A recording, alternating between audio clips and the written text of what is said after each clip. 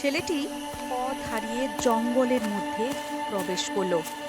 হঠাৎ করে এদিক ওদিক তাকিয়ে শুনতে পেল একটু সিংহের গর্জন। সিংহটি গর্জন করতে করতে তার দিকে এগিয়ে আসছে। ছেলেটি হঠাৎ করে ঘুরে দাঁড়িয়ে দেখলো তার সামনে একটি ভয়ঙ্কর সিংহ গর্জন করছে। তখন ছেলেটি বাঁচাও বাঁচাও বলে চিৎকার করলো। চিৎকার শুনে একটি বাঘ তার দিকে দৌড়ে এগিয়ে এলো। বাঘটি সিংহটিকে অনেক বোঝানোর পর সিংহটিকে মারতে শুরু করলো। সিংহটি পরাজিত হয়ে বাঘের সামনে বিলীন হয়ে গেল।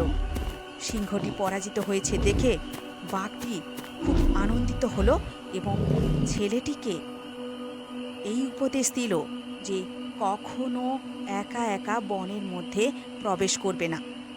এইভাবে ছেলেটিকে সে পুনরায় আবার পথ দেখিয়ে বাড়ির পথে পৌঁছে দিল।